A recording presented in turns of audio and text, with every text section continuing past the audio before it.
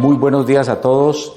Desde la Dirección Médica de la Fundación Valle de Lili Hospital Universitario, les damos la más cordial bienvenida a esta, la 16ª versión del Congreso Internacional de Cardiología.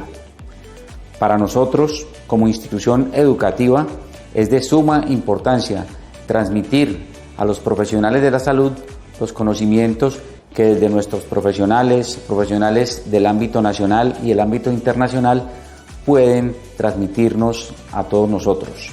Esta es una oportunidad más que brinda el Servicio de Cardiología de la Fundación Valle del Lili Hospital Universitario en el proceso de formación de los profesionales de la salud. De esta manera, les damos la más cordial bienvenida y la apertura a este evento. Muchísimas gracias por su participación.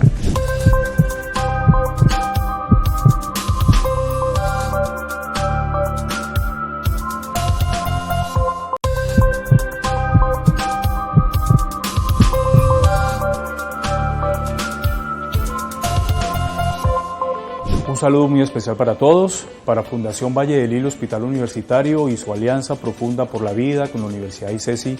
Es un privilegio poder extender a toda la comunidad académica una cordial invitación para asistir a la 16ª versión de nuestro ya conocido Congreso CardioLili. Se trata de uno de los más importantes eventos académicos institucionales y un referente nacional e internacional en el ámbito de la cardiología.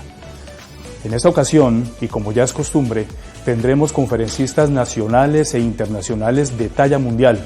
Para nosotros, compartir la experiencia y el conocimiento de vanguardia en un área tan especializada de impacto académico resulta una excelente oportunidad en nuestra misión de formación profesional.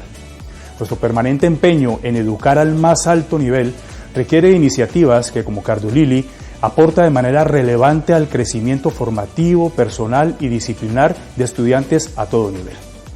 Los invito de nuevo a ser parte de nuestra nueva versión de CardioLili, la cual promete ser, como en otras ocasiones, de altísimo valor académico y de gran impacto global.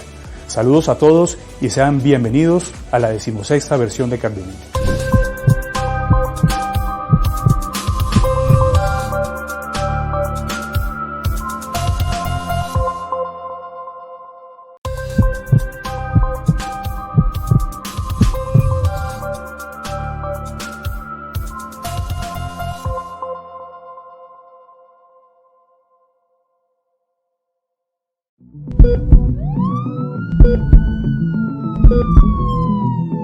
El mundo de hoy nos ha enseñado que es necesario estar preparados para el cambio. El cambio es movimiento, el movimiento es vida. La vida es la que nos empuja hacia la excelencia en salud al servicio de la comunidad. En el transcurso de 4 décadas, nos hemos consolidado como referente en la prestación de servicios de alta complejidad. Para alcanzar nuestras metas, sustentamos nuestro trabajo en 4 pilares: la excelencia en la atención, la docencia, la investigación e innovación y la responsabilidad social.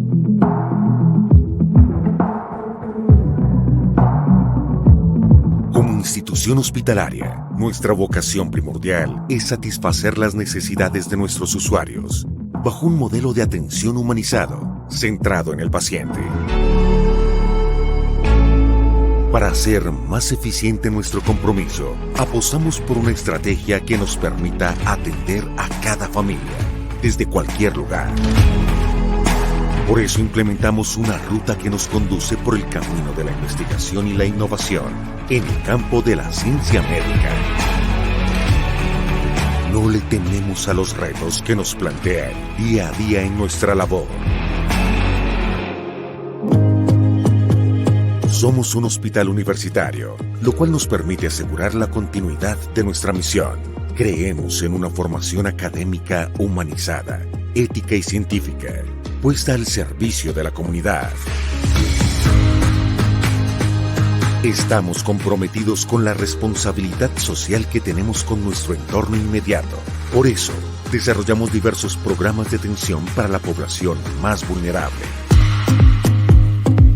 Nuestra permanente búsqueda de la excelencia nos ha llevado a romper barreras en campos muy prometedores, la telemedicina y la atención a pacientes internacionales. Los tiempos cambian, el mundo se transforma. Estamos preparados para afrontar los nuevos retos.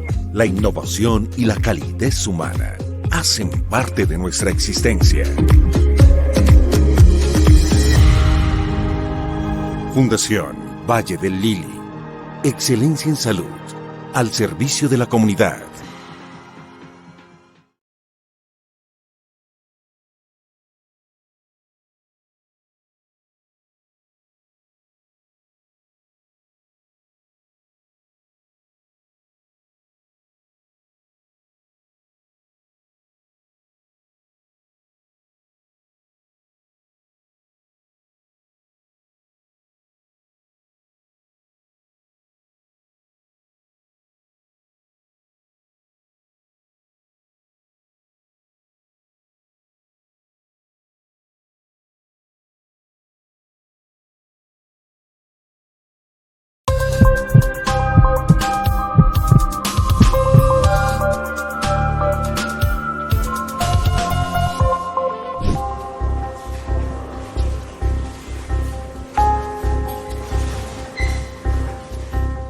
Paciente adulto joven con dolor torácico progresivo.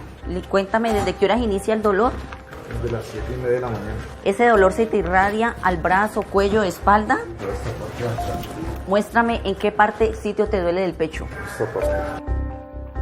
Un infarto del corazón ocurre cuando una arteria del corazón se obstruye, usualmente como consecuencia de un coágulo, de un trombo, y esto produce que deje de llegar sangre a un pedazo del corazón. Doctor agrónomo, paciente Fabián López, de 30 años, sin ningún antecedente, que consulta que a las 7:30 de la mañana inicia con dolor precordial, cambios en el electro. Vamos para sala de reanimación. Bueno, señor. Un IAM con elevación del ST. Paciente masculino con un IAM con elevación del ST. El síntoma más frecuente es dolor en el pecho. Tiene una manifestación de sensación de opresión. Usualmente es en el centro del tórax y con frecuencia el dolor se irradia a la mandíbula, al brazo o a la espalda. El paciente tiene un infarto con elevación del ST de cara inferior. Activemos el código infarto, jefe, por favor. Ya mismo, doctora. Buenas tardes, código de infarto. Tenemos un código de Infarto en reanimación adultos. Ya lo activo. Buenos días. Doctor, activación. Código de infarto. Entendido, ya voy para allá. Doctora, código de infarto activo. Gracias, jefe. El monitor, por favor, de traslado y tengamos al paciente listo para hemodinamia. Aquí se ha desarrollado el código infarto, que básicamente consiste en una respuesta supremamente rápida de todo el equipo de salud implicado en el tratamiento de este tipo de pacientes para lograr una intervención en las arterias del corazón lo más rápido posible. Hola, vengo de cardiología. ¿Él es el paciente con infarto con elevación del ST? Es. Miguel, el monitor de transporte, por favor. Estamos listos para llevarlo. Correcto, la sala de hemodinamia está lista. Vamos, por favor. Lo más importante es acudir prontamente a una institución de salud que tenga capacidad para hacer arteriografía coronaria y subsecuente angioplastia más implante de stent en las arterias del corazón. Doctor, buenas tardes. Buenas Vengo tardes. con el paciente que le comenté en urgencias, don Pedro. 2 horas de dolor torácico típico, un electrocardiograma con elevación del ST en la pared inferior. Ya dimos carga antiisquémica, lo tenemos con vasodilatador y manejo analgésico y estamos listos para el cateterismo. Pedro, bienvenido a la Fundación Valle del Lili, el servicio de cateterismo.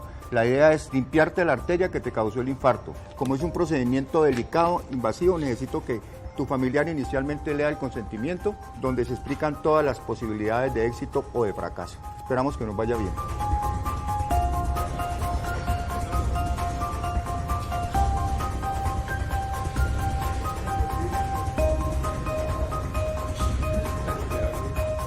En la Fundación Valle del Lili estamos dispuestos a brindarles una atención oportuna con los más altos estándares de calidad en caso de infarto agudo del miocardio. Recuerde, el tiempo es crucial, el tiempo es vida.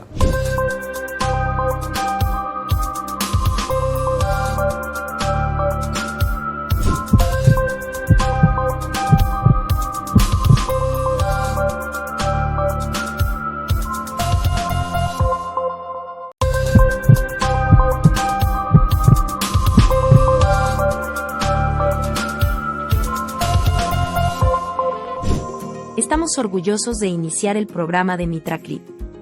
El MitraClip es un tratamiento alternativo a la cirugía del cierre defectuoso de válvula mitral. Es un procedimiento totalmente percutáneo, o sea, no se necesita abrir al paciente, simplemente por punción. La técnica consiste en introducir a través de una vena de la pierna un pequeño clip metálico que llega hasta el corazón.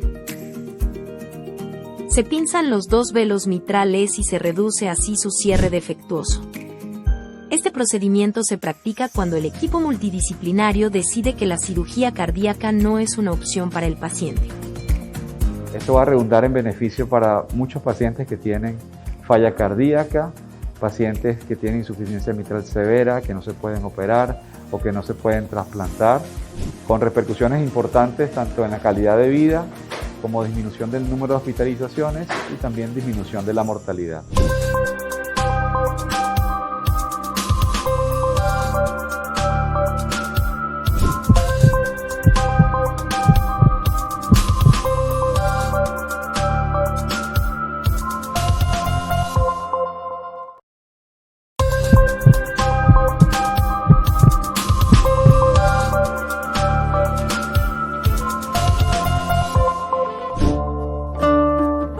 Soy Sebastián.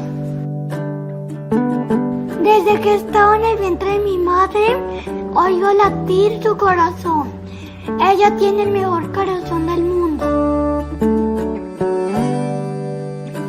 Pero mi corazón no era tan fuerte, en algún momento falló. Finalmente llegó el día. Mamá estaba muy nerviosa y yo tenía miedo, así que le pedí que me dejara abrazarla para escuchar su corazón. Y le dije lo que siempre me decía: todo va a estar bien.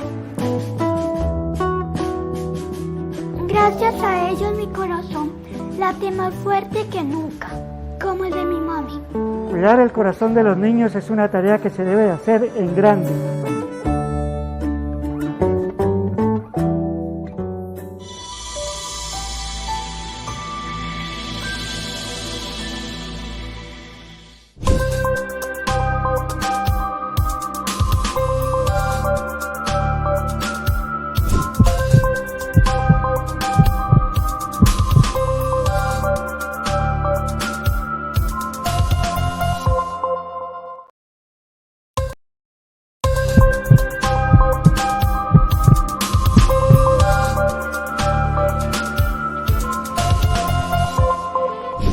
El 22 de mayo, a la 1 de la mañana, que me encontraba durmiendo ya, me despierta un dolor en el pecho muy profundo, como hacia adentro, como si se me cerrara el pecho y que nunca había sentido. A las 6 de la mañana que amaneció, llamé a la aplicación, al médico de la aplicación, y me contestó y me hizo como un test. Me dijo: ¿tiene tos? Y dije: no tengo tos. ¿Solo el pecho hacia adentro? Sí, muy fuerte. Me dijo: para mí no es coronavirus, para usted lo que tiene es un problema cardíaco. Y le doy un consejo: vuélese ya para urgencias. Salgo, le digo a mi hijo: lléveme. Llegamos a esta clínica y pasó más o menos más de media hora para poder llegar a donde la persona que le hace a uno el ingreso. Y entonces me empezó a hacer su gestión de hacer papeleo de información. Me dice: ¿usted qué EPS es? Le dije: de tal EPS. Me dijo: no, aquí no. Tiene que irse a donde tenga convenio su EPS. Y en esa espera, que ya era más de una hora, yo tenía que trabajar. Yo pertenezco a un equipo de producción de televisión. Produzco contenidos para la Fundación Valle del Lili. Y hacia un mes atrás habíamos hecho un programa audiovisual que se llama Código Infarto, que es las personas que sienten un dolor tan fuerte en el pecho, se van muy rápido a la clínica para que les salven la vida.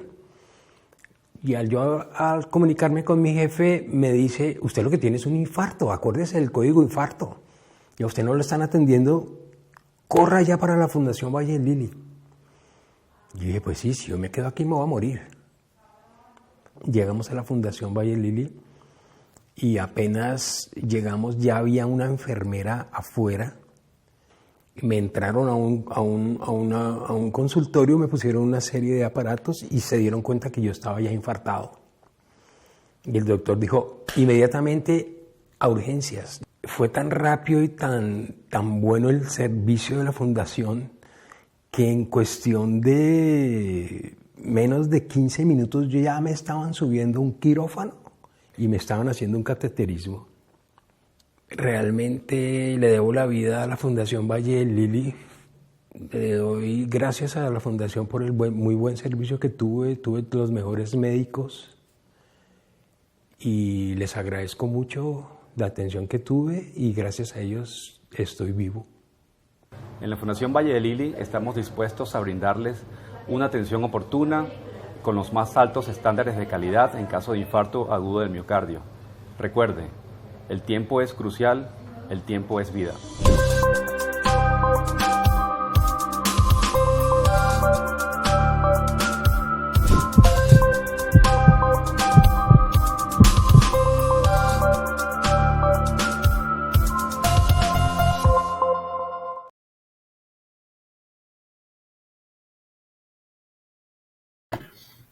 Ahí tenemos audio. Sí. Listo. Bueno, muy buenas tardes.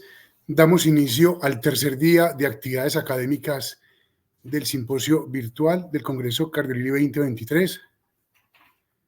Agradecer a todos los asistentes a estas jornadas académicas, no sin antes agradecer el apoyo del Consejo Interamericano de Falla Cardíaca e Hipertensión Pulmonar, CIFACA, en cabeza del presidente, el doctor Víctor Rosell, quien nos acompaña. Víctor, un saludo. Esteban, por esta invitación. En nombre del Consejo Interamericano de Falla Cardíaca, agradezco mucho la invitación a participar de este importante evento, el 16º Congreso Internacional de Cardiología Cardiolili. Nos esperan, Juan Esteban, interesantes conferencias de destacados ponentes, así que yo creo que podríamos pasar a presentar a quienes nos acompañarán y me corresponde a mí presentar por parte del Consejo al doctor Guillermo Cursac. El doctor Guillermo Cursac es miembro del Consejo Interamericano de Falla Cardíaca, es expresidente de la Asociación de Cardiología de Santa Fe y él nos hablará del hierro, del impacto de la anemia y de la deficiencia de hierro en la insuficiencia cardíaca. Luego, el doctor Daniel Quesada Chávez, que es parte del Comité Ejecutivo del Consejo Interamericano de Falla Cardíaca. Él es de Costa Rica, tiene una alta especialización en cardiología en la Universidad de Costa Rica, Facultad de Medicina. Es médico y cirujano de la Universidad de Costa Rica, Facultad de Medicina.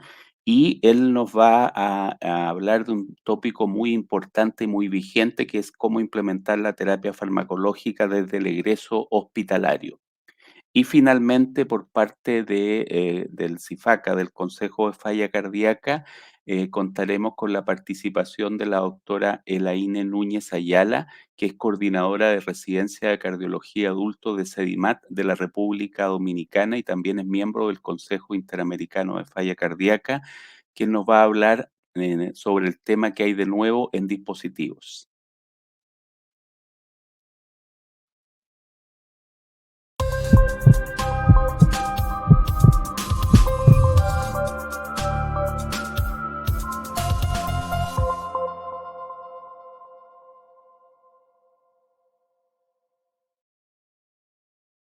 Tenemos audio. Sí, listo. Víctor, muchas gracias. Agradecerle entonces, como les mencionaba, Víctor nos acompaña desde Chile y ha mencionado un recorrido que vamos a hacer por Argentina, Costa Rica, República Dominicana y me corresponde a mí desde Cali presentar a la doctora Clara Saldarriaga, quien nos va a acompañar con el tema enfermedad coronaria en falla cardíaca, revascularización o terapia médica. La doctora Saldarriaga es jefe del programa de especialización de cardiología de la Pontificia Universidad Bolivariana y jefe del programa de falla cardíaca de esa misma institución. Aparte de eso, es coordinadora del programa Líderes Emergentes de la Sociedad Interamericana de Cardiología y editora de importantes revistas indexadas de falla cardíaca. Desde Medellín, Colombia, y posteriormente con gestión en falla cardíaca, cómo abordarla, a cargo de María Juliana Rodríguez, quien nos acompaña desde Bogotá y es la jefe del Departamento de Falla Cardíaca y Trasplante Cardíaco de la Fundación Cardioinfantil en Bogotá. Es fellow del American College of Cardiology y la European Society of Cardiology y es la actual presidenta del capítulo de falla cardíaca, trasplante cardíaco e hipertensión pulmonar de la Sociedad Colombiana de Cardiología. No me queda más que, como mencionaba el doctor Rosell, darle la bienvenida y empezar esta actividad académica.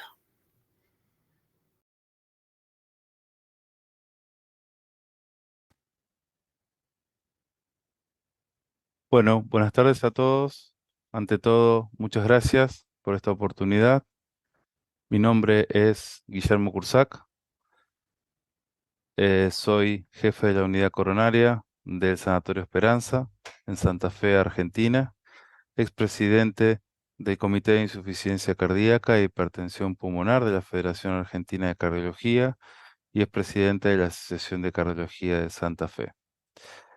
Quiero primero agradecer la oportunidad de estar con ustedes en este CardioLily 2023, al doctor Víctor Rosell y al doctor Juan Esteban Gómez Mesa, quienes me han invitado. Y bueno, me gustaría compartir en estos próximos 20 minutos este tema que para mí es apasionante y realmente hemos tenido algunas novedades en los últimos meses, que es el impacto del manejo de la anemia o la deficiencia de hierro en el pronóstico de la falla cardíaca. No tengo conflictos de interés para esta presentación y esta es la agenda que les propongo. Primero vamos a hablar un poquito del déficit de hierro y la insuficiencia cardíaca. Luego vamos a repasar las recomendaciones de las guías europeas 2021 y finalmente vamos a ver algunos datos presentados recientemente que son los que nos permitieron actualizar hacia las guías 2023 de la Sociedad Europea de Cardiología. Empecemos entonces con la relación entre el déficit de hierro y la anemia. Ustedes saben que el hierro es un micronutriente esencial para muchos procesos metabólicos y fisiológicos que incluyen el transporte de oxígeno, el funcionamiento mitocondrial y el metabolismo del músculo cardíaco y el músculo esquelético. Pero tenemos diferentes formas de déficit de hierro. Una absoluta, que es la que todos conocemos un poco más, y que es cuando hay una insuficiente ingesta de hierro o hay un exceso en las pérdidas, sobre todo en las pérdidas gastrointestinales. Esto es un déficit absoluto del hierro.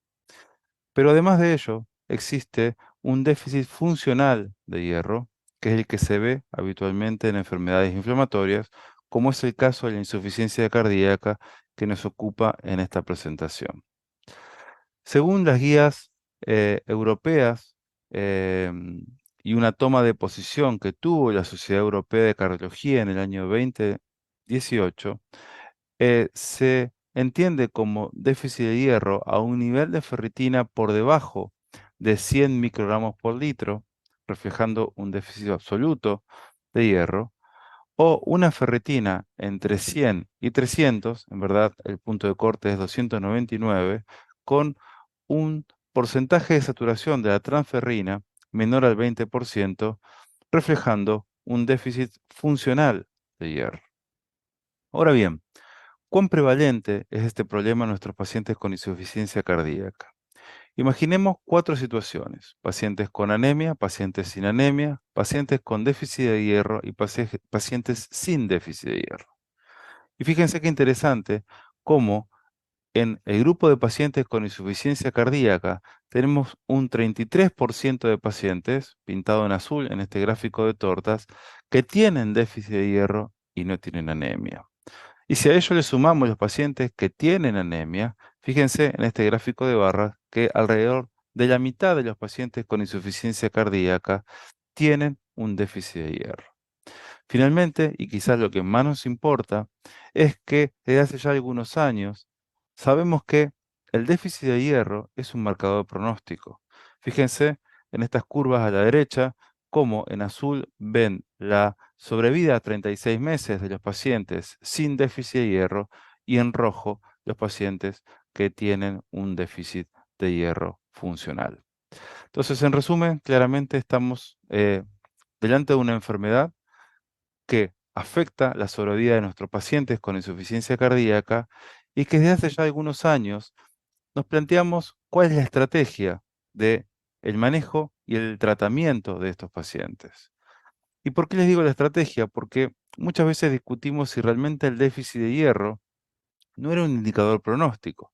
¿Qué significa esto? Que los pacientes tenían déficit de hierro porque realmente eran pacientes con insuficiencia cardíaca más avanzada, más grave, y el déficit de hierro nos estaba indicando un peor pronóstico.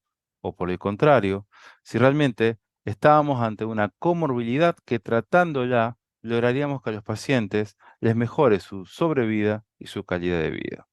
Y fíjense en esta línea de tiempo, cómo ya desde el nuevo siglo, desde el año 2001, se vienen estudiando diferentes opciones en el tratamiento del déficit de hierro en insuficiencia cardíaca. Empezamos haciendo una analogía hace muchos años con la insuficiencia renal y se hicieron algunos estudios con eritropoyetina que finalmente no terminaron siendo positivos, hasta que posteriormente empezó a probarse la molécula que actualmente se recomienda, que es el hierro carboximaltosa, y que tenemos diferentes situaciones clínicas que vamos a repasar en los próximos minutos. Finalmente también se probó en algún momento el hierro sucrosa, que no parecería ser beneficioso en este escenario. Ahora bien, volvamos entonces a la toma de posición que tuvo la Sociedad Europea de Cardiología en el año 2018 respecto al manejo y a la estrategia que tenemos que tener ante nuestros pacientes. Entonces, como dijimos recién, son pacientes con fracción de ejecución reducida, ¿sí? En donde chequeamos el hierro y tenemos menos de 100 de ferritina sérica o entre 100 y 299 con un porcentaje de saturación menor al 20%. En estos pacientes lo primero que tenemos que ver es si tienen o no tienen anemia, porque recuerden que la anemia no es un marcador pronóstico como sí lo es el déficit de hierro. Motivo por el cual si el paciente tiene una anemia, tenemos que estudiar la anemia y tenemos que saber por qué tiene anemia el paciente.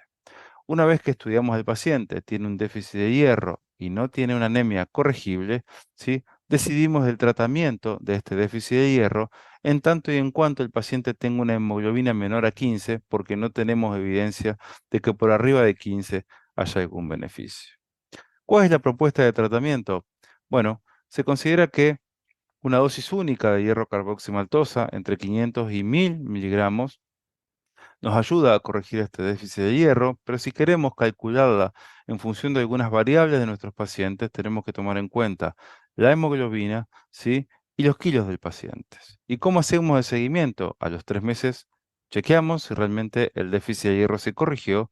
Si es así, lo seguimos controlando entre 1 o 2 veces al año, y si no es así, podemos hacer dosis suplementaria para lograr corregir el déficit de hierro y finalmente lograr el objetivo, que es que estos pacientes cambien su sobrevida. Veremos ahora si realmente cambiando el déficit de hierro corregimos su sobrevida o si hacemos algunas otras cosas, pero no logramos reducir la mortalidad y las hospitalizaciones, que es lo que nos interesaba en algún momento. Entonces empecemos a repasar algunas de las evidencias que tenemos. Este es uno de los primeros estudios que se hicieron. Estos son pacientes con insuficiencia cardíaca crónica con el objetivo de mejorar la clase funcional, ¿sí? El Patient Global Assessment, que es el estado global del paciente, la calidad de vida y el test de caminata de 6 minutos. Estos fueron 459 pacientes cuyo endpoint se alcanzó en forma significativa y eran pacientes con menos de 40% de fracción de eyección, clase funcional 2-3 y con el déficit de hierro previsto o definido acorde a las guías como recién lo repasamos. Ahora bien, está claro que parecería que el tratamiento con hierro mejora los síntomas de los pacientes. ¿Qué pasa en los pacientes recientemente hospitalizados? Estos son dos estudios bastante recientes, el AFIRMS por Ponikowski y el Ironman por Calra, son en pacientes recientemente hospitalizados que demostraron un beneficio bastante significativo, incluso en el punto final combinado de hospitalizaciones y muerte cardiovascular. Estos estudios tienen algunas particularidades. La primera es que fueron atravesados por la pandemia, motivo por el cual se cuestionó un poco sus resultados, ya que se hizo un análisis de sensibilidad acorde a COVID, que es un método estadístico que se aplicó, pero que finalmente mostró alguna coherencia en la misma línea respecto a estudios previos del beneficio del hierro en este grupo de pacientes. Fíjense, como dato importante, que el Ironman probó hierro de erizomaltosa y no carboximaltosa como se venía probando en los estudios previos. Entonces, ¿qué nos recomendaban las guías a partir de esta evidencia en el año 2021? Primero, chequear periódicamente a los pacientes a ver si tienen anemia y déficit de hierro, ¿sí? Y evaluar los glóbulos rojos, la ferritina sérica y el porcentaje de saturación de la transferrina. En el caso de déficit de hierro, ¿sí? Nosotros tendríamos que al paciente indicarle, ¿sí?, hierro sérico para aliviar los síntomas, para mejorar la capacidad de ejercicio y mejorar su calidad de vida con una recomendación 2, nivel de evidencia A, según vimos en el FAIR-HF. Y respecto a los pacientes recientemente hospitalizados, ¿sí?, si nosotros a estos pacientes nuevamente confirmamos que tienen un déficit de hierro funcional, ¿sí?, y lo tratamos, reducimos el riesgo de hospitalizaciones con un nivel de evidencia, con una recomendación 2A, un nivel de evidencia B. Pero bueno, esto siguió en discusión y también tenemos nuevas evidencias y es así como se obtuvo el resultado y se presentó en este reciente Congreso de Ámsterdam 2023 los resultados del estudio HEART-FID. El HEART-FID es un estudio que fue llevado adelante por Duke y que presentó el doctor Robert Menz en la Hotline. Y lo más importante de este estudio es que primero es el estudio con mayor número de pacientes hasta ahora, en pacientes con insuficiencia cardíaca crónica y déficit de hierro, 3.014 pacientes, y tuvo alguna polémica en la forma de definir el punto final primario. Fíjense que definía un punto final jerárquico en donde incluía todas causas de mortalidad o mortalidad por cualquier causa, hospitalizaciones por insuficiencia cardíaca y cambios en la caminata de 6 minutos. La definición del déficit de hierro era como lo veníamos viendo previamente y el tratamiento o las dosis son bastante similares con la diferencia de que se dividían en 2 dosis separadas por 7 días. Los resultados de este estudio fueron negativos, ¿sí? Estos son los puntos finales jerárquicos por separado, mortalidad por cualquier causa, hospitalizaciones por cualquier causa, y solamente fue positivo el cambio en la caminata de 6 minutos, conforme lo que veníamos observando, o sea, claramente los pacientes con déficit de hierro y tratamiento mejoran su capacidad funcional y sus síntomas, y en la propuesta inicial, que era el árbol jerárquico de punto final primario, también fue un estudio negativo. Pero no solamente eso, sino que el punto final secundario, acorde a una sugerencia de la FDA, era tiempo hasta la muerte o hasta la primera hospitalización por insuficiencia cardíaca, en donde realmente de nuevo fue un estudio negativo. Entonces, a partir de eso es que este año también se han publicado algunos metaanálisis. El que ustedes tienen a la izquierda es el metaanálisis de Graham, cuyo punto final primario era un punto compuesto entre hospitalización recurrente y muerte cardiovascular, y el de la derecha, que es el de Stefan Anker, que fue el autor del FAIR, el punto final primario era hospitalización por insuficiencia cardíaca y muerte cardiovascular. Los dos metaanálisis alcanzaron la significación estadística, pero con muy poco margen para llegar al 1, lo cual significa que claramente el fuerte del hierro intravenoso no está en evento duro, sino está en síntomas y en prevenir hospitalizaciones. Y esto lo confirmó un nuevo metaanálisis que presentó nada menos que Ponitkowski, que fue el autor del CONFIRM y de la FIRM, los dos con hierro carboximaltosa, en donde él plantea claramente esto, ¿no? Sabemos que el hierro en este grupo de pacientes mejora la capacidad de ejercicio, mejora la calidad de vida, pero seguimos discutiendo si mejora las hospitalizaciones y la mortalidad por cualquier causa. Estos son los estudios que se incluyeron en este último metaanálisis de Ponitkowski presentados en el Congreso Europeo de Ámsterdam. Y finalmente estos son los resultados, y nuevamente muy concordante con toda la evidencia previa. Las hospitalizaciones cardiovasculares y la muerte cardiovascular alcanzan una significación estadística, ¿sí?, con muy poquito margen y con un beneficio bastante discreto. Pero permítanme mostrarle algo que para mí es quizás lo más interesante de este metaanálisis, y es quiénes son los pacientes que se beneficiaron más cuando fueron tratados con hierro. Y fíjense, este es el porcentaje de saturación, este es el subgrupo de menos de 15 de porcentaje de saturación de transferrina, y estos son los mayores a 24. Y claramente parecería que los eventos duros se previenen mucho más, o sea, hospitalizaciones y muerte cardiovascular, si el paciente tiene un porcentaje de saturación de la transferrina mucho más bajo en comparación con el 20, que es el punto de corte que establecen las guías. Acorde a esto, se actualizaron las guías de insuficiencia cardíaca 2023 de la Sociedad Europea de Cardiología y se simplificaron. Y recomiendan la suplementación de hierro en pacientes sintomáticos con fracción de eyección levemente reducida o reducida y necesitan aliviar síntomas y mejorar la calidad de vida.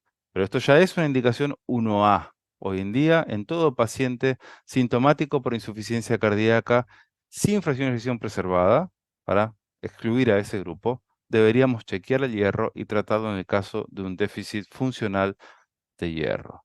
Y finalmente, se debe suplementar con hierro, carboximaltosa o derisomaltosa en pacientes sintomáticos con fracción de eyección de nuevo reducida o levemente reducida, ¿sí?, cuando tienen déficit de hierro, ya que esto beneficiaría el riesgo de hospitalizaciones, y esto es una recomendación 2A con un nivel de evidencia A.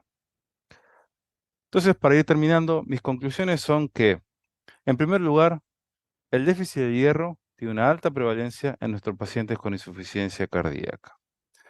Después de revisar toda esta evidencia y seguir lo que nos dicen las guías y las recomendaciones europeas, el hierro no mejora la muerte cardiovascular en pacientes con insuficiencia cardíaca, o lo mejora de una forma muy sutil, pero sí el suplemento de hierro alivia los síntomas, mejora la calidad de vida y, sobre todo, disminuye el riesgo de hospitalizaciones por insuficiencia cardíaca. Bueno, nuevamente les agradezco la atención. Estoy dispuesto a las preguntas a través de mis redes sociales o a través de mi mail. Les agradezco de nuevo a los organizadores de este CardioLily 2023 y espero encontrarnos cara a cara en algún otro momento. Muchas gracias.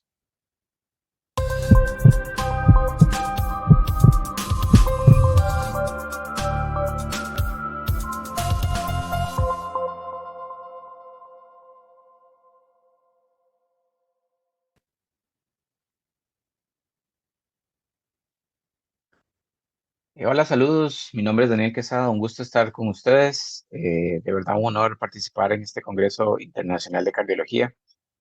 Un verdadero agradecimiento a la Fundación CardioLily por la invitación que me hacen. Vamos a hablar de implementación en la terapia farmacológica desde el egreso hospitalario. Esos son mis conflictos de interés, ninguno que sea relevante para el desarrollo de esta presentación. Y sabemos muy bien que la terapia de insuficiencia cardíaca está basada en tratamiento pilar, los que hemos llamado, o los que se han llamado los 4 fantásticos. Son medicamentos que en la medida de lo posible deben estar presentes en todos nuestros pacientes con insuficiencia cardíaca. Pero vean lo que sucede en el mundo real. Esos son datos del registro CHAMP y lo que nos muestran es el porcentaje de pacientes que no estaban utilizando alguno de los medicamentos claramente designados y destinados para el tratamiento de insuficiencia cardíaca. Entonces vean que tratamientos como los medicamentos que inhiben el sistema renina-angiotensina-aldosterona, que incluso incluimos aquí los ARNIs, los nuevos ARNIs, hasta un 26% de esos pacientes no estaban utilizando el tratamiento sin que tuvieran una contraindicación para utilizarlo. Es decir, había una inercia terapéutica en el inicio de esta medicación. Vea, para beta bloqueadores, este porcentaje subía hasta un 30% y los antagonistas de los mineralocorticoides es un porcentaje aún mucho más alto de pacientes. Y sucede también que no solamente no los indicamos, sino que los indicamos y los manejamos en una terapia más abajo de lo recomendado. Vean que en este gráfico de pastel, los colores rojos son pacientes, el porcentaje de pacientes que tenían menos del 50% de la dosis meta para inhibidores de la ECA, para ARA2, para beta bloqueadores y para los llamados ARNIs. Vean que en la mayoría de los casos, excepto en los antagonistas de mineralocorticoides, ese porcentaje estaba cercano al 50% o incluso un poco más. Vean que el porcentaje que tenía un 100% de la dosis meta era bastante bajo. Aquí tenemos la ventaja con los receptores de mineralocorticoides, que la dosis meta está basada en una dosis que usualmente puede ser una dosis baja, que es con la que usualmente iniciamos. Entonces son medicamentos que deberíamos estar utilizando, pero no lo estamos haciendo. Y estas gráficas que les muestro son imágenes y datos muy similares a los que les mencionaba antes. Esos son datos del registro Victoria, el estudio con Vericiwat. Aquí quiero recalcar la gráfica que está arriba a la derecha. Estos son la prescripción de medicamentos al egreso hospitalario, que es justo lo que queremos hablar hoy. Vean que al egreso hospitalario el porcentaje de pacientes que no estaban utilizando algunos de estos medicamentos o que no estaban en una dosis terapéutica es mucho más alto. Eso nos debe llamar la atención y nos debe procurar hacer un cambio. Y lo que sucede es que esos pacientes que no son egresados con ese tratamiento tienen un mayor riesgo de que no se les continúe el tratamiento. Porque claramente sabemos que hay un porcentaje de pacientes que le vamos a iniciar el tratamiento y que por alguna razón vamos a tener que bajar la dosis y alguno de ellos suspenderse. Y el proceso, o el porcentaje, perdón, de discontinuación de estos medicamentos, vean, se lo muestro aquí a la izquierda, puede ser tan alto hasta un 55% con los IECAS, 33% con los ARA2 y vean betabloqueantes hasta un 24%. Vean el porcentaje tan elevado con los antagonistas de mineralocorticoides. Entonces son medicamentos que iniciamos, pero que a lo largo del tiempo, y esos son datos que evalúan a un año del momento índice de la hospitalización, vean que en general hasta un 20 o 30% de esos pacientes ya no estaban utilizando el medicamento que iba a disminuir su mortalidad y que iba a mejorar su calidad de vida, que son porcentajes bastante elevados.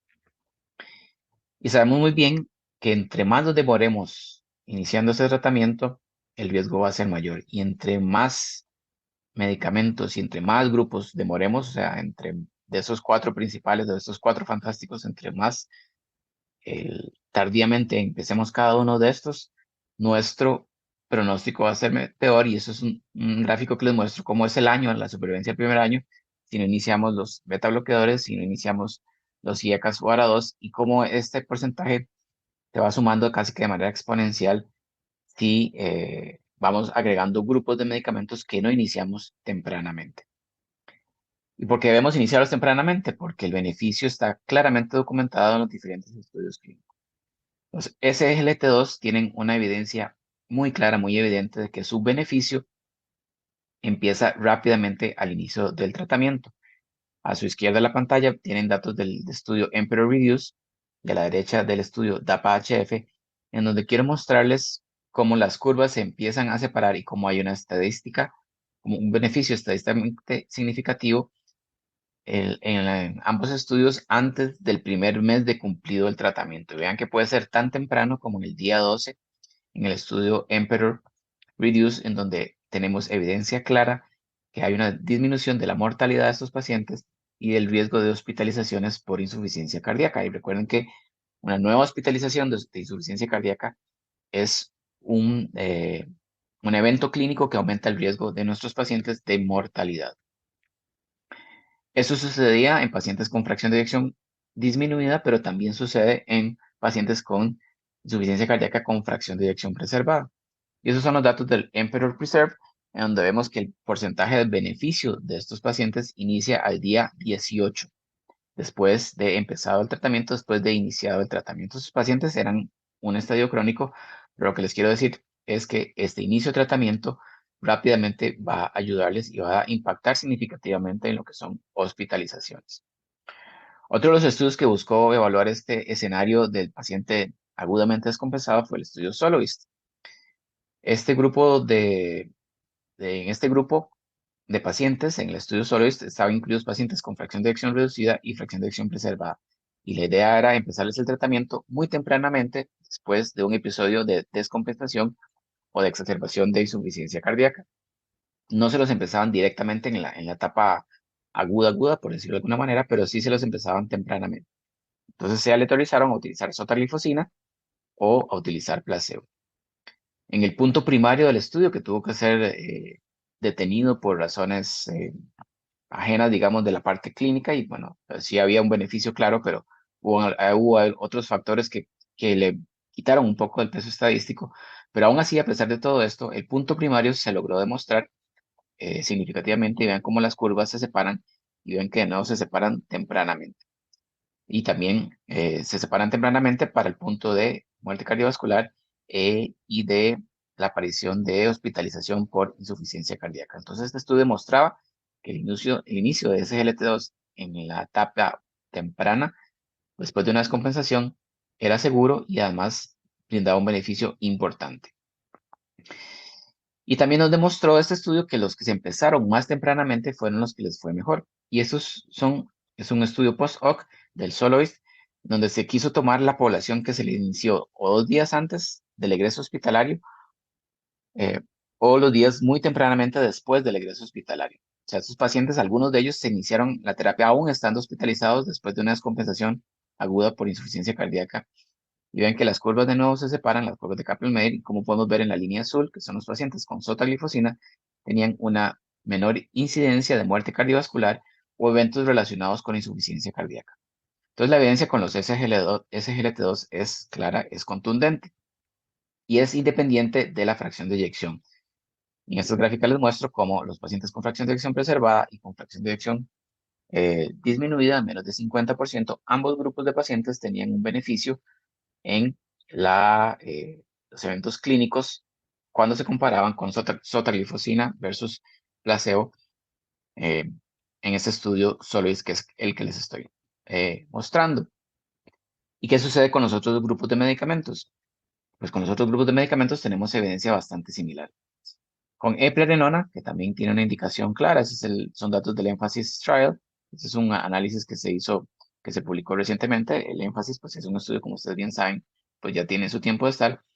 Y nos demostraba cómo la hospitalización de pacientes, cuando se empezaba la eplerenona, disminuía significativamente, cómo la mortalidad y la riesgo cardiovascular sucedía tempranamente. Entonces, tenemos evidencia también que los antagonistas de receptores de mineralocorticoides también son seguros de utilizar y brindan beneficios tempranamente en el inicio de nuestros pacientes, independientemente de su condición clínica. Y esto es cierto para eplerenona, pero también es cierto para la espironolactona. Entonces, estos también son datos en pacientes con insuficiencia cardíaca agudamente descompensada, en donde tenemos una evidencia que el punto primario disminuye a aquellos pacientes que se les empezaba el tratamiento de manera temprana. Entonces, aquellos que lograban tener el tratamiento de manera temprana tenían una menor incidencia de eventos cardiovasculares. Y ven cómo aumentaba en aquellos pacientes a los cuales se les quitaba el receptor mineralocorticoide. Entonces, no solamente tenemos que iniciarlo lo más pronto posible, sino que intentar no suspender el tratamiento a menos de que haya una contraindicación clara y evidente para que lo tengamos que suspender. Entonces, aquí es muy importante la adherencia en el tratamiento y la persistencia en el tratamiento en este grupo de medicamentos. Y si nos vamos más atrás, vean lo que podemos evaluar desempolvando el estudio SOLV. El estudio SOLV, ustedes recuerdan, es el estudio que nos dio la evidencia clínica para usar enalapril, uno de los primeros medicamentos que nos cambió la mortalidad en pacientes con insuficiencia cardíaca. Vean que el estudio SOLVE logró demostrar un beneficio al día 14 de hospitalización por insuficiencia cardíaca o mortalidad por todas las causas en aquellos pacientes que se les empezaba enalapril y ahí versus placebo. Recuerden que en este tiempo realmente sí era un placebo, casi no teníamos otros medicamentos que impactaran en insuficiencia cardíaca, pero la evidencia es clara que que el impacto es temprano. No tenemos que esperar varios meses para ver una diferencia en las estadísticas. Y si vemos beta bloqueadores, pues en realidad vamos a encontrar evidencia muy similar. Esos son datos del estudio del Copernicus, ¿sí? Con carvedilol, en donde les muestro gráficas de lo que es mortalidad total y la gráfica a la derecha lo que es hospitalizaciones en aquellos pacientes que se utilizó carvedilol y vean que la mejoría sucede tan pronto como a los 14 o 21 días. Entonces, para beta bloqueadores también es cierto que entre más rápido los logremos iniciar, vamos a lograr impactar de manera significativa en la mortalidad de nuestros pacientes. En el estudio COMET también se logró demostrar algo similar, pero también logramos demostrar que los pacientes a los cuales se les quitaba el medicamento también tenían una riesgo de mortalidad mucho mayor. Entonces, hay que tener precaución, tratar de no disminuir o no quitar los medicamentos, sobre todo los betabloqueantes en descompensaciones agudas, a menos de que haya ya evidencia de shock cardiogénico o hipotensión significativa. La recomendación general es disminuir la dosis en aquellos que ya la tienen, pero en la medida de lo posible tratar de mantener las dosis de los medicamentos que han demostrado disminuir la mortalidad en nuestros pacientes. En este caso estamos hablando específicamente de los beta bloqueantes en este subestudio del COMET. Y sabemos que este efecto no solamente es individual, sino que al combinarlo, el efecto se potencia. Y ese es un muy bonito estudio en donde hicieron un análisis combinando los diferentes estudios clínicos que han demostrado evidencia clínica y donde podemos ver que el mejor escenario es en aquellos pacientes que tienen los 4 medicamentos, con una disminución muy significativa del riesgo relativo, de mortalidad cardiovascular y hospitalizaciones por insuficiencia cardíaca en aquellos que tenían un ARNI, que tenían un beta bloqueante, que tenían un antagonista de mineralocorticoides y que tenían un inhibidor de SGLT2. Entonces, el tratamiento debe iniciarse pronto, pero también tenemos que combinarlo. Tenemos que combinarlo entre ellos. Y esta terapia combinada ha logrado demostrar beneficios que tal vez no esperábamos, como esto que les muestro acá, como que aquellos pacientes que están con inhibidores de SGLT2 y estamos con ARNIs y con antagonistas mineralocorticoides, hay una disminución del riesgo de hipercalemia si estamos combinando estos dos. Por ejemplo, también hay una progresión más baja a lo que es la disfunción renal y un aumento en general del desempeño y la tasa de filtración glomerular. Vemos que hay un efecto muy poco en lo que es presión arterial, sobre todo cuando utilizamos los SGLT2 y el riesgo en general de hipercalemia, y esto depende mucho del mejoramiento de la función renal y del metabolismo a nivel renal que generan esta combinación de medicamentos. Entonces, estos riesgos potenciales que podemos tener en realidad no son tan altos y más bien incluso estos efectos secundarios que podemos tener con otros medicamentos vamos a lograr disminuirlos cuando hacemos una terapia combinada. Entonces hay que quitarse un poco ese temor que podemos tener al inicio de iniciar terapias combinadas pensando que puede aumentar el riesgo de efectos secundarios. Y esos son datos de pacientes internados en los cuales se les hacía un inicio de la terapia con SGLT2 y hay estudios recientes que han logrado demostrar esto como aquellos pacientes que no tenían SGLT2, pues la mortalidad era mayor y vean qué porcentaje tan alto de pacientes que no se les daba el tratamiento al egreso. Esos son datos de estudios clínicos aún más recientes, donde vean el porcentaje elevado de aquellos pacientes que no se les dio el medicamento al egreso hospitalario. Y eso nos tiene que recordar ese riesgo grande que hay. Y esos son datos del estudio sueco, en donde podemos ver la mortalidad, cómo aumentaba en aquellos pacientes que no se les empezaba el tratamiento, y por el contrario, en aquellos pacientes que sí se les lograba iniciar el tratamiento, cómo esta mortalidad podía disminuirse hasta un 37%. Y este estudio, o este registro, incluía pacientes con fracción de eyección disminuida y con fracción de eyección moderadamente disminuida. Y aquellos pacientes en que se les lograba no se les lograba, sino que tenían que quitársele algunos de los tratamientos, como los IECAS o los ARNES, eso significaba en un aumento de la mortalidad de hasta un 30 a un 50%. Vean que si lo que no lograron ver en este estudio específicamente era un cambio en mortalidad con los inhibidores de receptores de mineralocorticoides.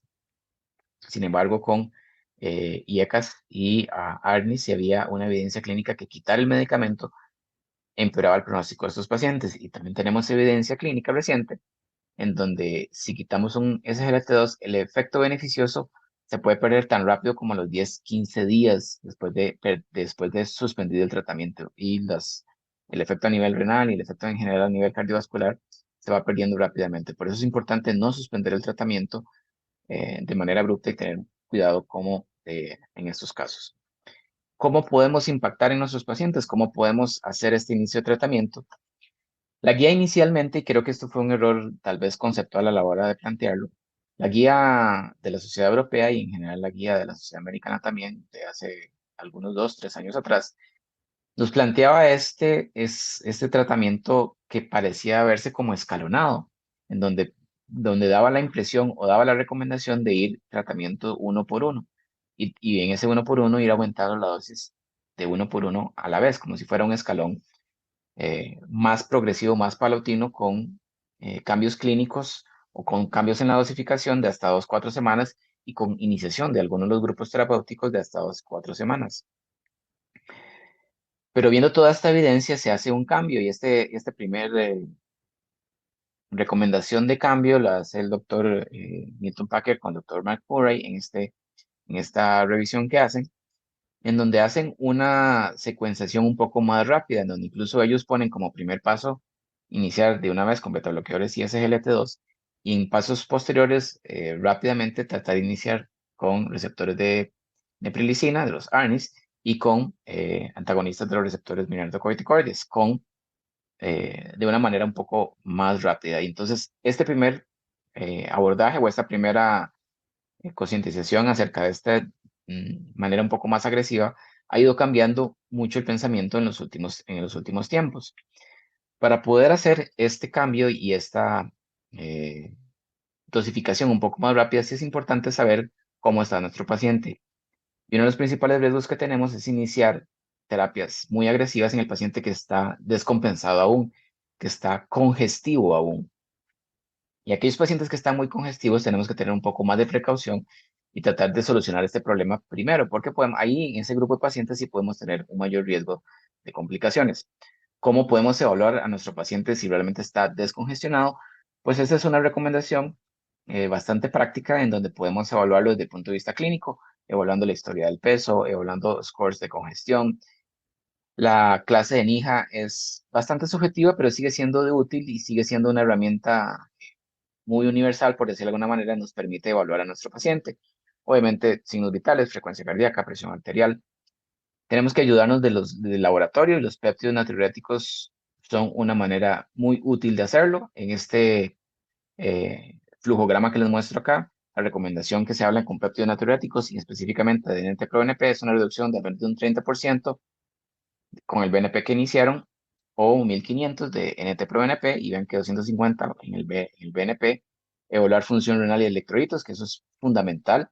Y esto tenemos que tener en cuenta también la llamada pseudoempeoramiento de la función renal, que eso es un tema aparte, pero eso es importante a la hora que iniciamos estos tratamientos y que tengamos certeza que no tenemos que tener miedo de que estemos empeorando la función renal con el inicio del tratamiento. Y otros valores como la hemoglobina hematocrito que también nos ayudan. Y la imagen clínica también es fundamental en esos pacientes. Desde la placa tórax, que sigue siendo un aliado, tiene sus limitaciones claras, pero la placa tórax es algo universal que tenemos probablemente en todos los centros hospitalarios del mundo. Y cada vez más tenemos acceso a lo que es el ultrasonido en la mayoría de centros y servicios de emergencias.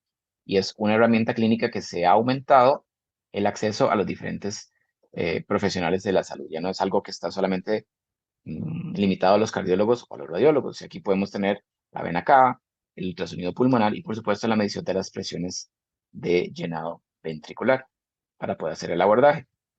Entonces en este contexto tenemos estos estudios clínicos y sobre todo queremos concentrarnos en estos estudios que han evaluado en el pre-alta del paciente y en el post-alta inmediata. Entonces, en el prealta del paciente tenemos todos estos, que es el AFIRM con hierro, el Impulse, el Athena, el Impact y el Pioneer que evaluó Arnis.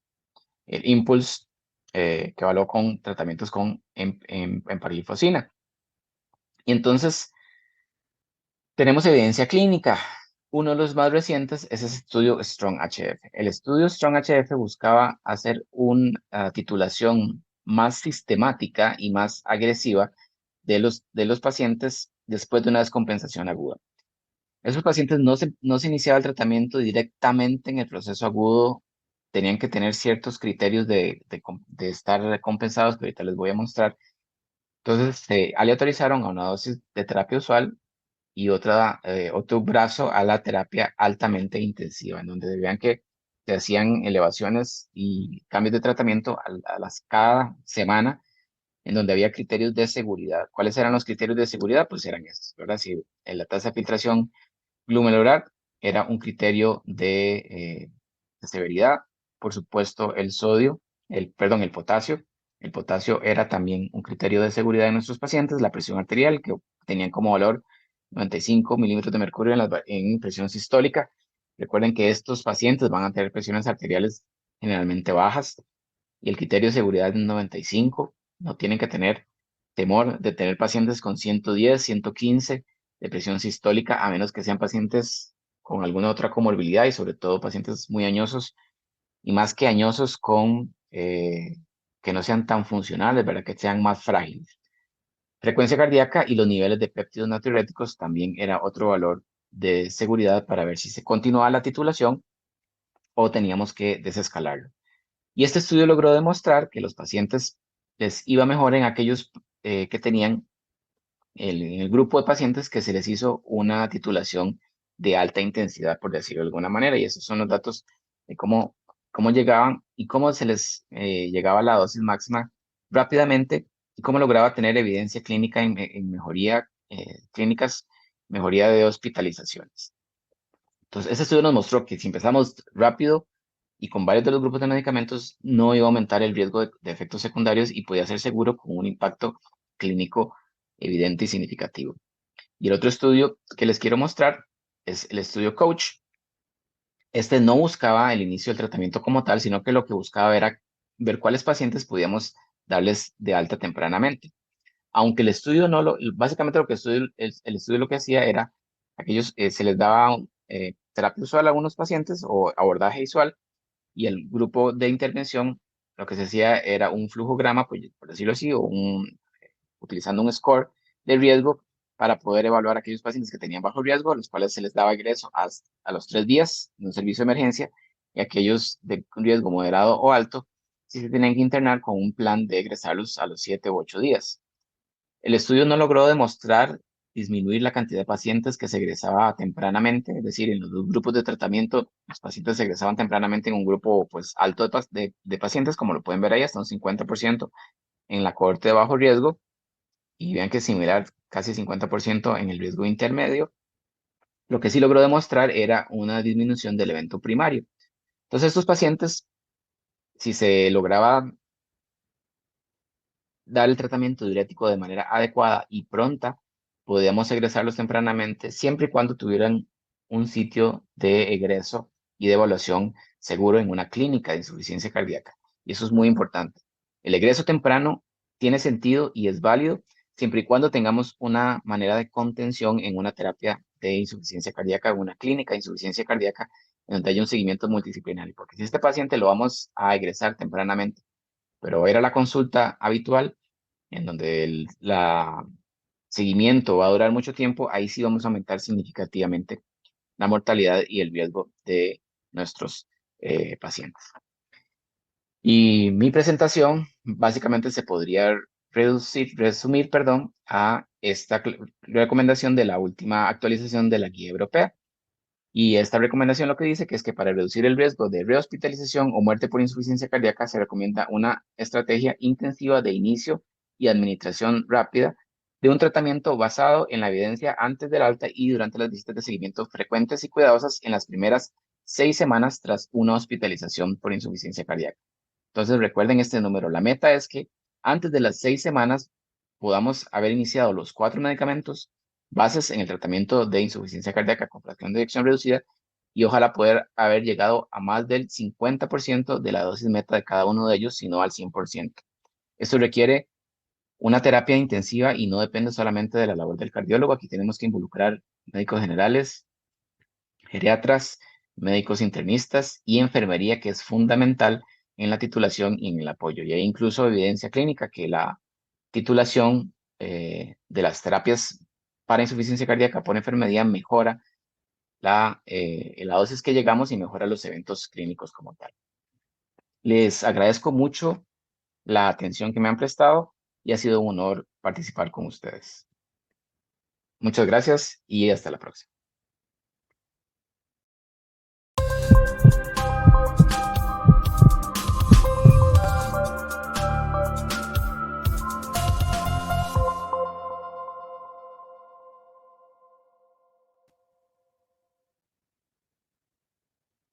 Un cordial saludo, mi más profundo agradecimiento por la invitación. Vamos a hablar de los dispositivos de estimulación cardíaca que hay de nuevo. Sabemos que los dispositivos de estimulación cardíaca constituyen una de las principales herramientas con las que contamos hoy día para el control y tratamiento de los bloqueos cardíacos, las taquiarritmias y la prevención de la muerte súbita, así como el tratamiento de la insuficiencia cardíaca con la terapia de resincronización cardíaca, que es en lo que nos vamos a enfocar en los próximos minutos. Sabemos que la insuficiencia cardíaca es un problema prevalente y grave que afecta alrededor del 1 al 3% de la población adulta y que puede alcanzar hasta el 8% en los pacientes mayores de 75 años. Tiene una mortalidad a 3 años alrededor del 50% y esto puede alcanzar hasta el 75% en pacientes diagnosticados a los 5 años, lo que de por sí implica un alto costo en el sistema sanitario, sobre todo en América Latina. Un punto en el que quiero hacer énfasis es en la disincronía que afecta a los pacientes que tienen falla cardíaca, lo cual es un daño en la coordinación mecánica ventricular por alteración de la activación eléctrica del músculo cardíaco, que se traduce en prolongación del intervalo QRS y también disincronía mecánica que se caracteriza por alteración de la contractilidad, ya sea global o segmentaria. Esta disincronía conlleva a un remodelado, que son cambios funcionales y macroanatómicos a nivel del miocardio, que se conllevan a una sobrecarga o daño del miocardio en sí, con aparición de tejido fibrótico y alteraciones de la contractilidad miocárdica. Estos procesos que conllevan a la remodelación estructural eléctrica y contráctil del corazón disincrónico, como vemos aquí a la izquierda, que se traduce en un bloqueo de rama izquierda, y también alteraciones a nivel celular y molecular que conllevan a apoptosis, fibrosis e hipertrofia, como vemos aquí a nuestra derecha. Afortunadamente existen alternativas que ayudan al remodelado reverso en los pacientes que tienen falla cardíaca, como son los fármacos ya establecidos por las guías para el tratamiento de la falla cardíaca, así como también el MitraClip y la terapia de resincronización cardíaca, que es precisamente la que alcanza un mayor porcentaje de beneficio en el remodelado reverso de hasta un 24%.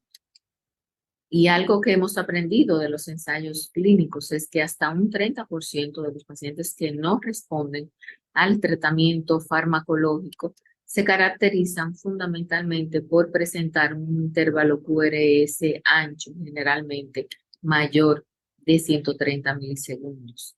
Y esto es lo que da más peso a que se considere la terapia de resincronización cardíaca en las guías actuales como una indicación clase 1 en aquellos pacientes que tienen falla cardíaca sintomática, que tienen fracción de eyección menor de un 35%, que tienen un bloqueo de rama izquierda con un QRS sobre todo mayor de 130 milisegundos, que estén o no en ritmo sinusal y que tengan terapia médica óptima. Tomando en consideración aquellos factores que influyen en la probabilidad de una mayor respuesta a la terapia de resincronización cardíaca, vamos a hacer énfasis en lo que es principalmente el bloqueo de rama izquierda, el QRS mayor de 150 milisegundos, las mujeres y la presencia de miocardiopatía no isquémica que es donde encontramos un mayor beneficio en la terapia de resincronización cardíaca, a diferencia de los pacientes hombres con enfermedad coronaria que tengan cirugía previa o que tengan alteración eléctrica, no bloqueo de rama izquierda. También algo que hemos aprendido es que existen limitaciones en lo que es la terapia de resincronización cardíaca, pudiendo alcanzar cifras de un 30 a un 40% de no respuesta, lo que se traduce obviamente en una menor calidad de vida y menor expectativa de vida en estos pacientes. Y listamos aquí los principales factores que favorecen a la no respuesta de la resincronización cardíaca, como son las arritmias, la anemia, la disfunción del ventrículo derecho, pero también existen muchos factores que se relacionan directamente con el tipo de estimulación, como es la programación subóptima, la estimulación menor de un 90%, el posicionamiento subóptimo del electrodo del ventrículo izquierdo, que muchas veces es difícil y laborioso, y también la persistencia de disincronía mecánica. Algo que quiero resaltar es que existen complicaciones importantes relacionadas con la resincronización cardíaca en este registro, que engloba más de 175,000 implantes, y la mayoría de ellos están relacionadas con la posición del electrodo del ventrículo izquierdo. Algo también que hemos aprendido es que no podemos considerar la terapia de resincronización cardíaca como una estimulación fisiológica, lo cual representa una limitante, ya que aunque observemos estrechamiento del QRS, la estimulación biventricular en aquellos pacientes que se someten a resincronización cardíaca, podemos no conseguir un beneficio clínico completo a pesar de una implantación exitosa, que la resincronización induce a sincronía ventricular, ya que se activa el miocardio desde dos frentes de ondas y además desde el epicardio al endocardio. Y además vamos a ver que dentro de los criterios de éxito de la terapia de resincronización se apoyan básicamente en la clase funcional, la fracción de eyección y la reducción del volumen de fin de sístole, y no necesariamente utilizan el estrechamiento del QRS como criterio de éxito.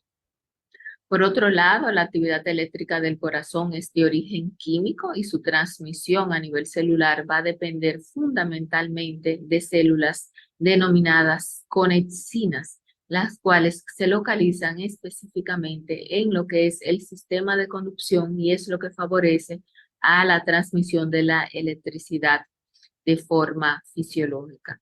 De manera que si consideramos o buscamos una estimulación que pueda pretenderse fisiológica, debemos considerar la vehiculización del estímulo a través del sistema de conducción, y es las principales teorías que han llevado a considerar la estimulación de la rama izquierda y la estimulación del GIS como una estimulación más fisiológica, y desde principios de este ciclo estamos buscando precisamente formas alternativas a la terapia de resincronización cardíaca, estimulando tanto a nivel del GIS como de la rama izquierda, consiguiéndose entre estrechamiento del intervalo QRS y un beneficio establecido superior al 64% de los casos.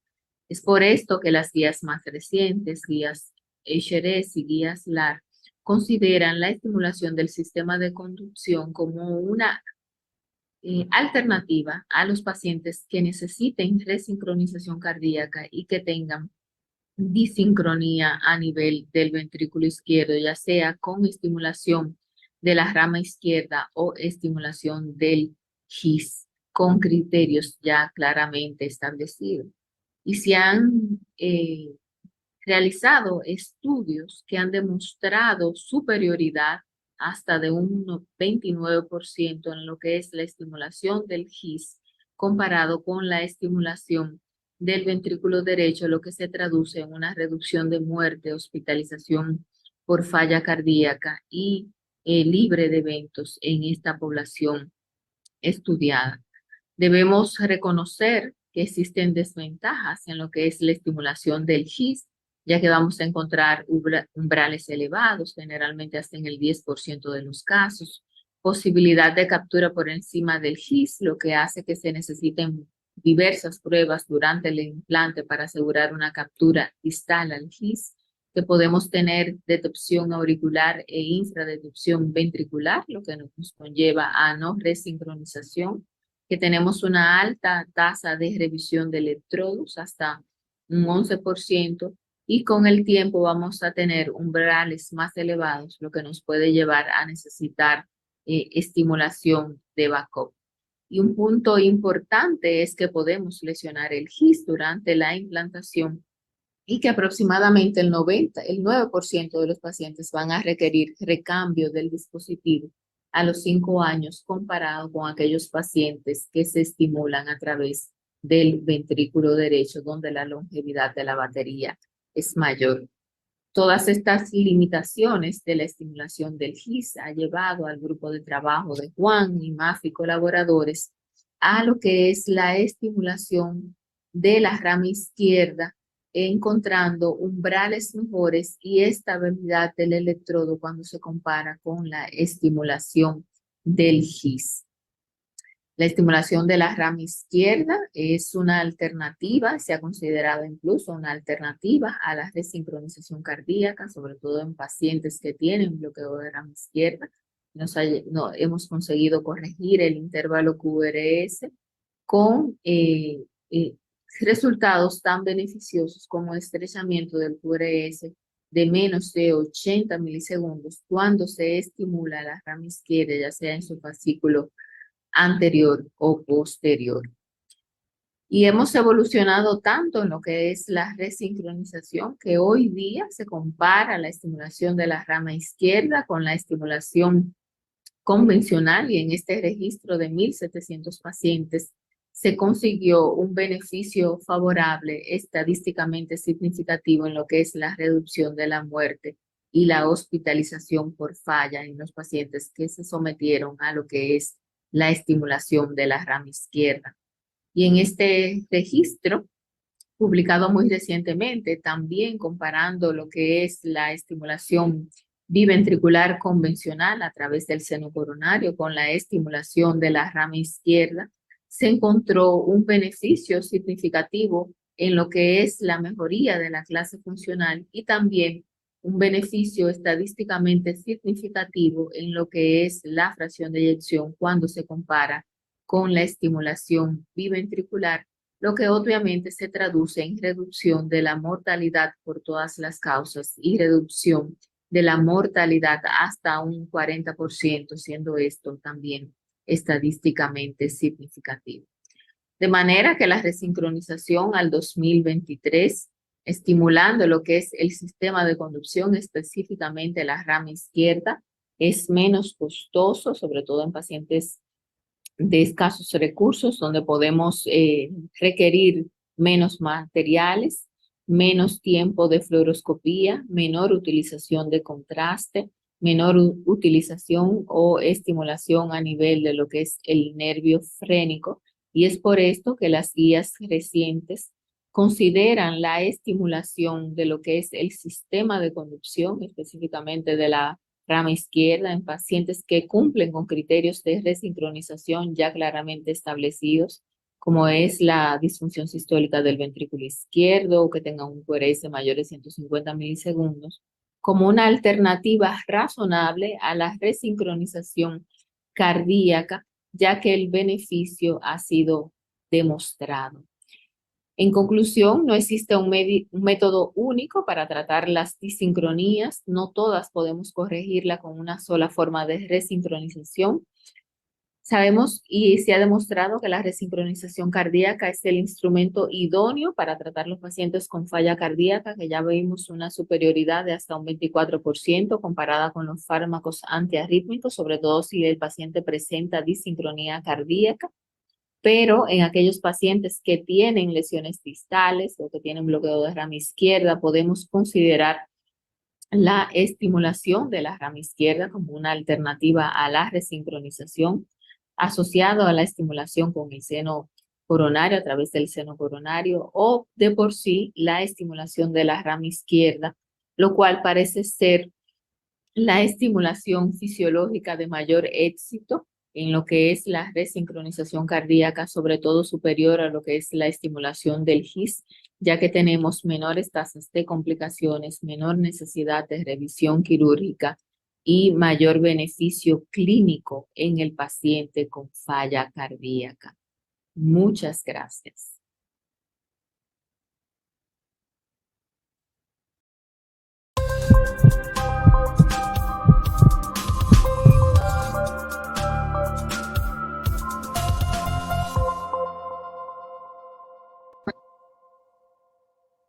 Hola, soy la doctora Clara Saldarriaga, especialista en cardiología e insuficiencia cardíaca de la Clínica Cardiovida en Medellín. Quiero agradecer a la Fundación Valle de Lili la invitación a participar en este simposio en CardioLili 2023. Y mi responsabilidad durante los próximos 20 minutos es contarles a ustedes qué hacemos con esos pacientes que tienen insuficiencia cardíaca con función reducida, enfermedad coronaria multivaso, pero que no tienen angina. Y esta es la población en la que me voy a centrar en esta presentación. ¿Será que estos pacientes se benefician de cirugía? ¿Será que se benefician de intervención percutánea? ¿O será que tal vez la terapia farmacológica es la mejor opción para ellos? Esta es mi declaración de conflictos de interés para empezar. Y quiero empezar contándoles la historia de Alicia, que es una señora que tengo la posibilidad de evaluar en el programa de insuficiencia cardíaca. Es referida a nosotros después de una hospitalización hace 3 meses por disnea, edemas. Se estudió y se encontró que tenía una cardiopatía dilatada con una fracción de eyección del 20%. Y claro, buscando la causa de la insuficiencia cardíaca se le hizo esta coronariografía que les estoy mostrando acá, donde ustedes pueden observar que Alicia, además de tener una disfunción ventricular severa y síntomas y signos de insuficiencia cardíaca que la catalogan como una paciente con insuficiencia cardíaca con función reducida, además tiene una enfermedad coronaria multivaso. Y voy a desglosar para ustedes cuál es la mejor opción para esta paciente. ¿Cirugía, angioplastia o será que vamos a darle solamente manejo médico? Muy bien, entonces las preguntas esenciales siempre que tenemos enfrente a un paciente que tiene insuficiencia cardíaca con función reducida y que vamos a planear hacerle alguna intervención, ya sea fármacos o procedimientos, son las siguientes. ¿Puedo mejorar la supervivencia del paciente con mi intervención? Si esto lo voy a lograr, probablemente sea una intervención que se justifique en todos los pacientes. ¿Será que la intervención va a permitir que estos pacientes se hospitalicen menos? Bueno, las hospitalizaciones también son un desenlace fundamental en una enfermedad como la insuficiencia cardíaca, donde eso explica la mayoría de los costos asociados a la enfermedad. ¿O será que puedo mejorar la calidad de vida? Y finalmente, si esta intervención va a permitir que yo mejore los péptidos natriuréticos de mis pacientes y la fracción de eyección. Regresando entonces al caso que les propongo al inicio, quiero mostrarles por qué es tan relevante entender que si yo tengo la suma de 2 problemas muy graves, que son tener enfermedad coronaria y a la vez tener insuficiencia cardíaca con función reducida, los desenlaces, sobre todo los eventos de muerte en comparación a las hospitalizaciones, se incrementan en comparación a la gente que tiene cardiopatía de origen no isquémico. Este es un análisis que hicimos del estudio Victoria, uno de los estudios contemporáneos de insuficiencia cardíaca, donde existía un excelente uso de terapias como el desfibrilador implantable, 14% de pacientes con sacubitril valsartán. Aquí se comparó vericiguat versus placebo y este fue el análisis que hicimos de la población de Victoria que tenía enfermedad coronaria. Observen ustedes que en este estudio encontramos que tener enfermedad coronaria y además insuficiencia cardíaca es una mala combinación, porque estos pacientes tienen más eventos de muerte y adicionalmente es una población que se observa con mayor frecuencia. Miren que prácticamente un 10% más los eventos de muerte y hospitalización. Por lo tanto, la literatura lleva muchos años dando vueltas pensando qué hacer con estos pacientes. Si este paciente, si Alicia, la paciente que les conté al inicio, tuviera angina, no existe ninguna duda en que hay que hacer algo por mejorar su anatomía coronaria. Sin embargo, en este caso, cuando no hay angina, es donde tenemos que mirar cuál es la mejor opción para los pacientes. Muy bien, y miren qué interesante la historia, digamos, de la revascularización en pacientes con insuficiencia cardíaca con función reducida. Empezó hace bastante rato, en el 2002, se empiezan a reclutar los pacientes del estudio STITCH, un estudio que asignó a los pacientes a cirugía de bypass coronario versus terapia médica, y encontró que los pacientes durante el primer mes tenían más eventos de muerte, pero los que no se morían en ese primer mes en el brazo de cirugía, en un seguimiento que se hizo a 10 años, que se llamó el STITCHES, tenían una disminución en el riesgo de morirse. Y recientemente vimos la publicación del estudio REVIVED, el estudio de revascularización percutánea en pacientes que tienen las mismas características, función reducida y enfermedad multivaso. Y en REVIVED encontramos que las curvas son exactamente iguales. Llevar a los pacientes a revascularización percutánea con stents realmente no cambia los desenlaces. Cuando hablamos de términos de mortalidad, hospitalizaciones y otros que les voy a mostrar más adelante. Pero miren ustedes que el estudio STITCH empezó a reclutar su población en el 2002, mientras que el REVIVED publicó sus resultados hace 2 años. Y prácticamente existe una diferencia de 17 años entre estos dos estudios. ¿Y qué ha pasado en estos 17 años? Bueno, que la terapia farmacológica de la insuficiencia cardíaca ha mejorado sustancialmente. Acá les estoy mostrando las drogas y las intervenciones que han mostrado reducir el riesgo de morirse en insuficiencia cardíaca en todo este periodo histórico. Las 5 drogas fundacionales, los IECAS o los ARAS, las drogas, los ARNI, adicionalmente los beta bloqueadores, los antialdosterónicos y los inhibidores del cotransportador de sodio glucosa tipo 2. Y además el uso del desfibrilador implantable. Entonces, probablemente muchas de las cosas que yo les voy a contar a continuación están explicadas por este cambio en la terapia farmacológica y de dispositivos, del cual disponemos ahora para la insuficiencia cardíaca. Muy bien, vamos a hablar un poquito entonces, como les decía, del estudio STITCH, el estudio que comparó la cirugía de bypass coronario versus el manejo farmacológico en pacientes con enfermedad multivaso y con fracción de eyección por debajo del 40%. Este estudio, como les contaba, publicó un primer resultado a 5 años, donde mostró que aquellos pacientes que se llevaban a cirugía durante el primer año durante el primer mes tenían un mayor número de eventos de muerte, pero en el seguimiento a 10 años, que fue el STITCHES, tenían una reducción significativa en la mortalidad. Este estudio también tuvo un brazo que evaluó si la viabilidad realmente servía para dictaminar quién debía irse a una intervención de revascularización quirúrgica. Y este estudio, la hipótesis de la viabilidad, mostró que seleccionar a los pacientes basándose en un estudio de viabilidad no cambia los desenlaces. Pero sí, la gente que tiene miocardio viable tiene mejor pronóstico a largo plazo. Muy bien, simplemente por curiosidad, quiero presentarles a ustedes qué también tratados estaban los pacientes en el estudio STITCH. Yo les conté que este estudio empezó en el 2002. Miren ustedes que el uso de terapias como el desfibrilador y el resincronizador fue 20% a los 10 años de seguimiento en este estudio.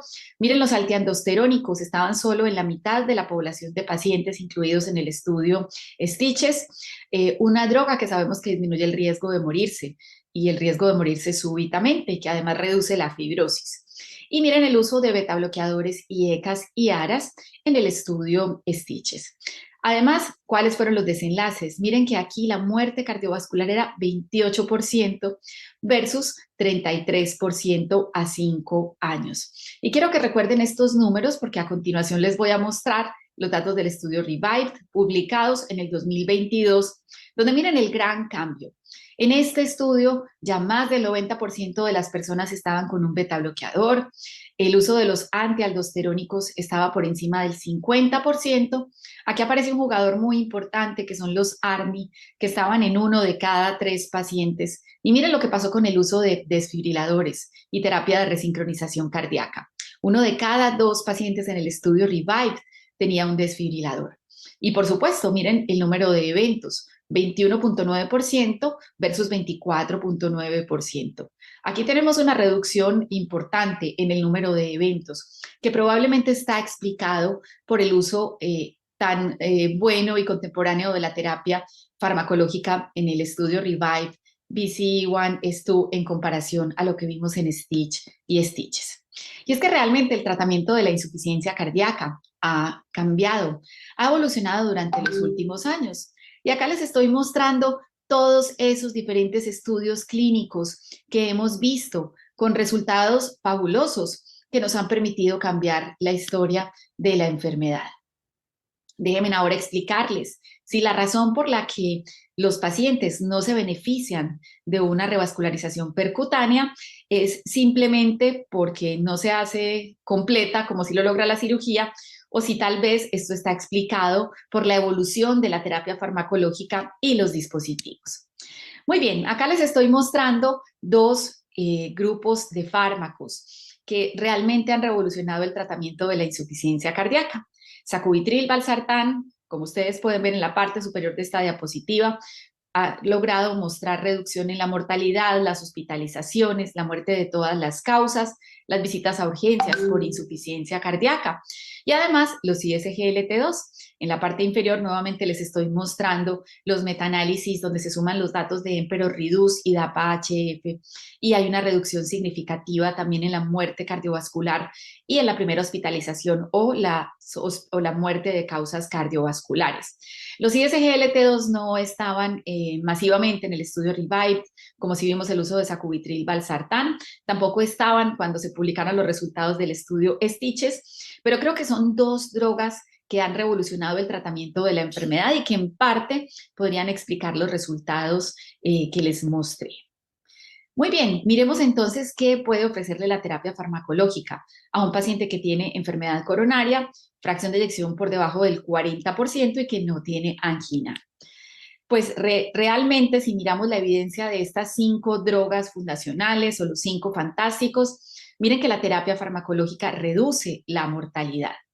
Los IECAS reducen la mortalidad hasta 31% en consensus, los ARA2 hasta 23% en el CHARM Alternative.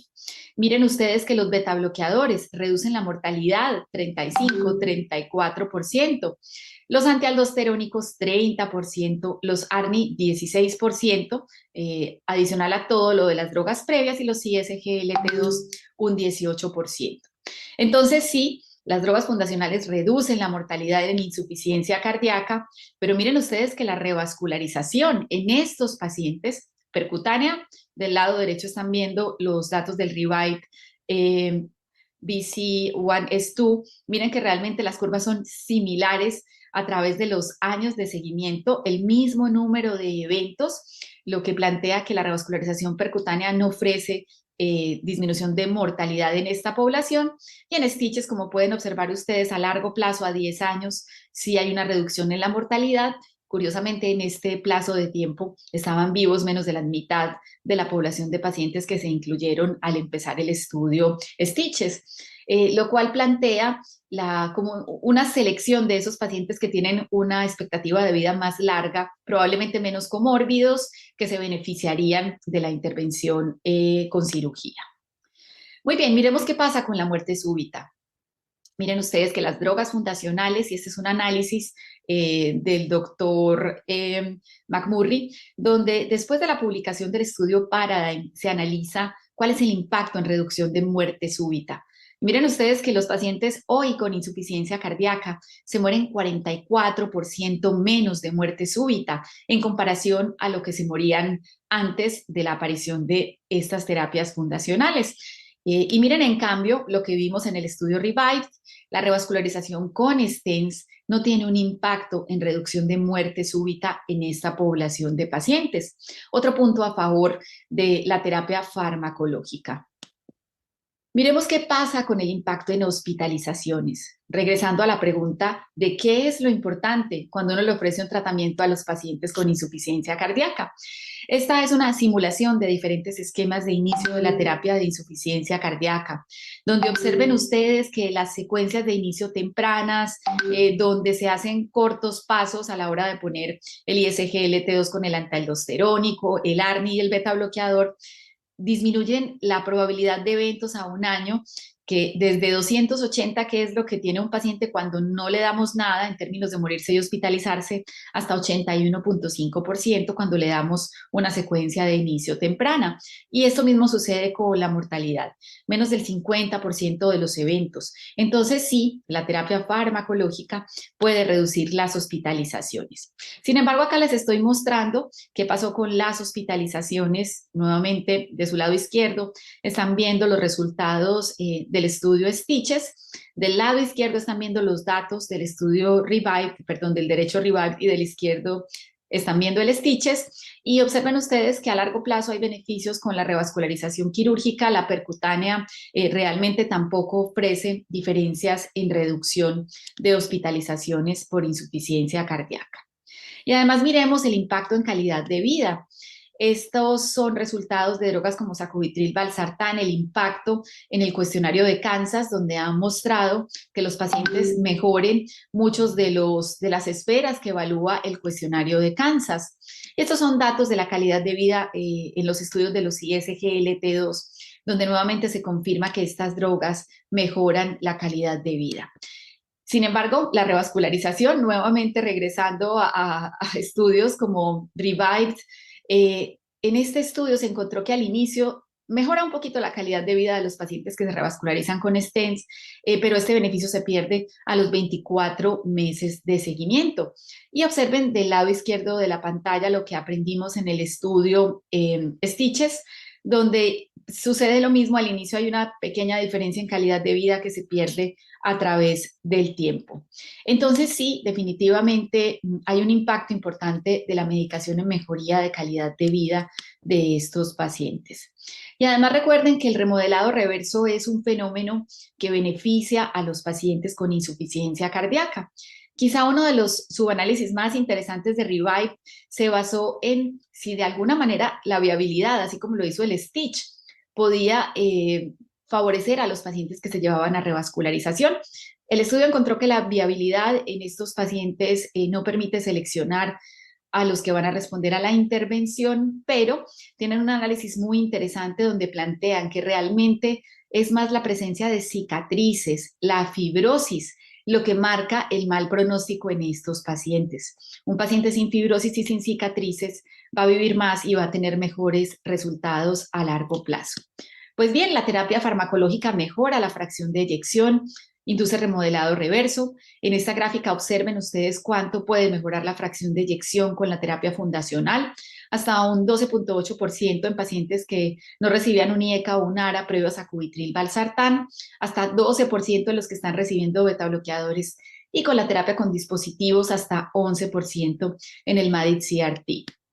Entonces sí, definitivamente la terapia farmacológica mejora la fracción de eyección, mientras que miren estos resultados del estudio Revived, donde definitivamente ponerle stents a estos pacientes tampoco permitió que se mejorara la fracción de eyección. Entonces creo que son muchos argumentos a favor de la terapia fundacional en estos pacientes. Y además los péptidos natriuréticos, que son un marcador muy importante en estos pacientes de pronóstico. Miren ustedes cómo la terapia farmacológica puede reducir rápidamente los valores del ProBNP, como lo aprendimos en el estudio STRONG-HF, mientras que en el Revive no se observaron diferencias importantes en reducción de péptidos natriuréticos con la intervención de la revascularización percutánea. Entonces, después de evaluar toda esta evidencia, miren ustedes la respuesta a las preguntas esenciales en insuficiencia cardíaca. ¿Puedo mejorar la supervivencia de un paciente que tiene menos de 40% de enfermedad multivaso, no tiene angina? Si le doy terapia farmacológica, sí. Si le doy revascularización percutánea, no.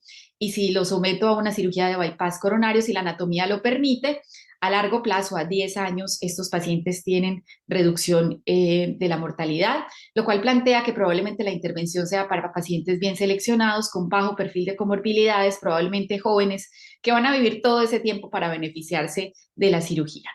¿Es posible disminuir las hospitalizaciones? Sí, con la terapia farmacológica, no con la intervención percutánea.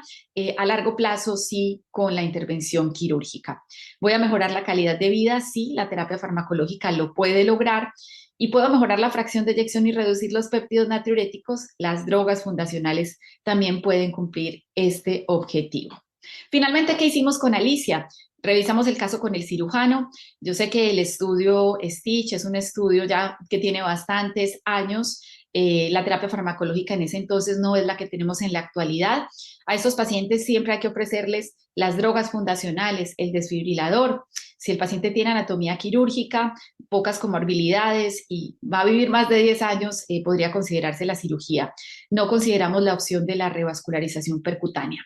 Ella pues definitivamente no tenía una anatomía que la hiciera buena candidata para llevar la cirugía, entonces dimos terapia farmacológica, implantamos un desfibrilador, está en seguimiento activo y ha tenido una excelente evolución.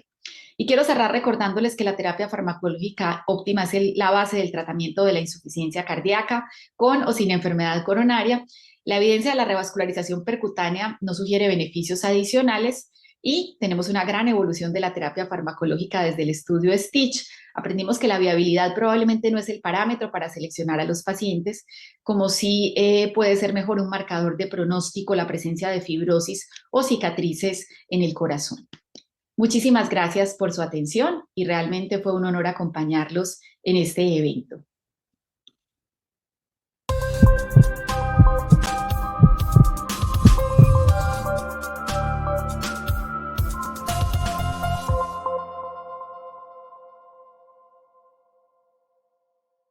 Gracias por la invitación a este evento nuevamente Cardiolili virtual. Yo voy a hablar de un tema supremamente importante, creo yo que es crucial en insuficiencia cardíaca y es congestión en falla cardíaca y cómo debemos abordarla.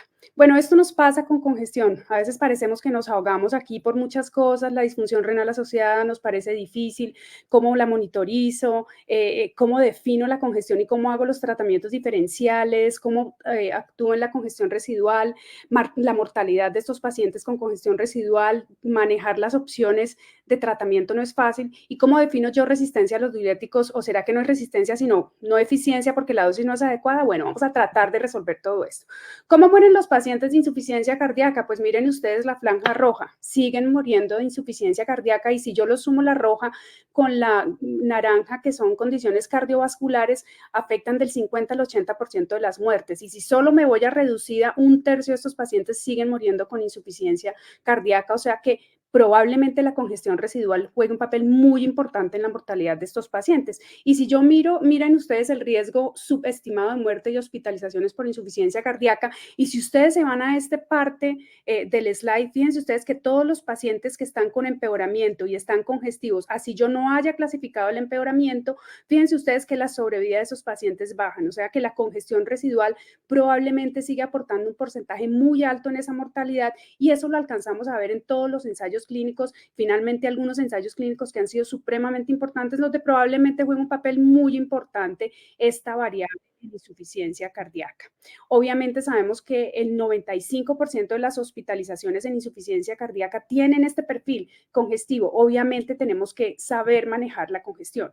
Y más así que cuando entran estos pacientes a hospitalizaciones, fíjense ustedes con el porcentaje en el que entran en ese perfil en el cual tenemos húmedo y no hay alteración de gasto, pero fíjense ustedes que hasta el 41% de esos pacientes siguen saliendo congestivos a casa, entonces probablemente es muy importante poder definirla, pero obviamente si yo quisiera definir congestión para poder hacer el acercamiento a la misma, tendría que utilizar parámetros hemodinámicos, sin embargo yo utilizo algunas variables clínicas y otras paraclínicas para acercarme, pero la definición definitiva de congestión evidentemente son las presiones de aurícula izquierda y derecha, y evidentemente la presión capilar pulmonar, como ustedes lo ven ahí. Ese es nuestro gol estándar y todas estas mediciones o datos clínicos que nosotros vemos en el examen físico, fíjense ustedes algunos datos clínicos del contexto del lado derecho, cámaras derechas y algunos otros datos clínicos del contexto de cámaras izquierdas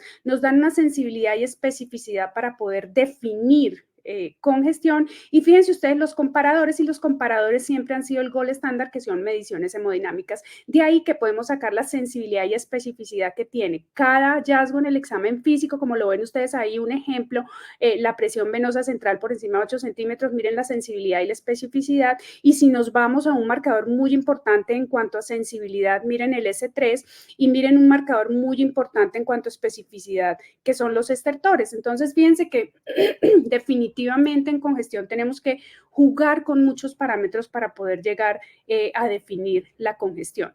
Y si nos vamos un poco más fuera de los hallazgos clínicos y nos vamos a los estudios diagnósticos, fíjense ustedes el ecocardiograma y algunas medidas importantes en ecocardiografía. Fíjense ustedes la sensibilidad y especificidad que nos dan algunos parámetros en vena pulmonar. Fíjense ustedes la relación de la onda E'. Fíjense ustedes el diámetro de la cava, que es un patrón muy importante para congestión. Miren la sensibilidad y la especificidad. Miren obviamente el gold estándar, que es el que nos da específicamente esta medición de sensibilidad y especificidad. Y para no ir más lejos, la nueva adición da la ultrasonografía.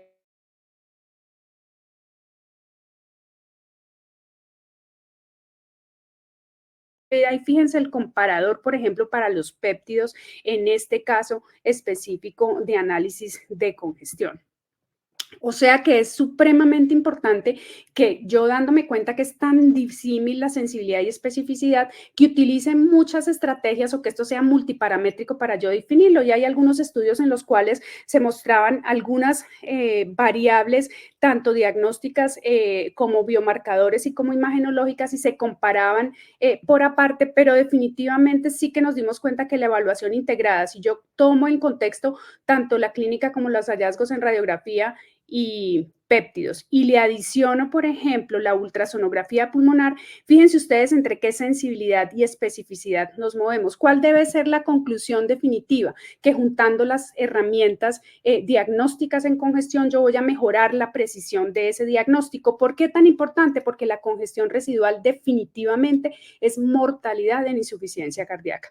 Muy importante, pero también que es claramente difícil de reconocer, porque muchas veces algunas de esas variables clínicas que ustedes vieron que tienen mayor especificidad o mayor sensibilidad, probablemente no nos logren definir esas diferencias fisiopatológicas en la congestión, que la tenemos que tener en cuenta nosotras. ¿Por qué? Porque eso nos marcan los síntomas con los cuales los pacientes consulten. Probablemente la disnea, probablemente solo un 42% de los pacientes que consultan a urgencias con un episodio de empeoramiento de insuficiencia cardíaca han aumentado de peso, y muchas veces solo nos orientamos en el peso. Entonces, fíjense ustedes que definitivamente lo que es la congestión intravascular y la congestión intersticial, y entender la diferencia y la asociación que tiene con esas variables clínicas, nos va a hacer llegar también más rápido al diagnóstico de empeoramiento con ese perfil congestivo, antes de tener que utilizar todas esas herramientas en el diagnóstico, que evidentemente hay que sumarlas muy probablemente para ingresar a aquellos que nos queda difícil poder discernir